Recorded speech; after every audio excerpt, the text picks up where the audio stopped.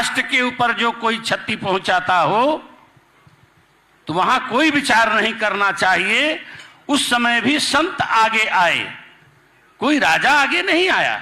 तो हमारी तो परंपरा रही है, संतों की सनातन परंपरा रही है। आज भी जब से हमारे देश की सनातन परंपराओं के आदि जगत गुरु चाहे शंकराचार्य जी महाराज हों, जो 4 पीठों की स्थापना 4 दिशाओं में की, हमारे जगत गुरु रामानंदाचार्य जी हों, चाहे जगत गुरु रामानुजाचार्य जी हों, जगत गुरु बल्लभाचार्य जी हों, विष्णु स्वामी हों, जो भी चाहे हमारे उदासी संप्रदाय से आचार्य हों, सभी हमारे आचार्यों ने, संतों ने सनातन धर्म की रक्षा के लिए, राष्ट्र की रक्षा के लिए, जाति पाति को खंडन करने के लिए जो कार्य करते आए हैं और आ रहे थे।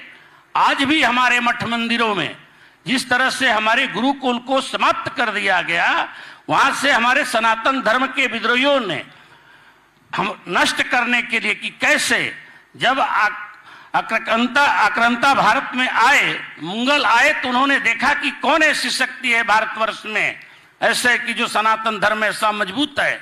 रही जाति की बात, जाति क्या त्रेता युग में जाति थी?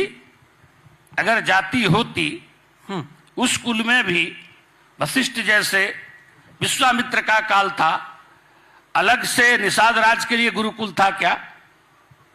अगर गुरुकुल होता केवल अलग से कि क्षत्रिय ब्राह्मण के बालक ही केवल पढ़ेंगे, बाकी अन्य कोई नहीं पढ़ेगा, तो क्या मित्रता होती? क्या मित्रता संभव है?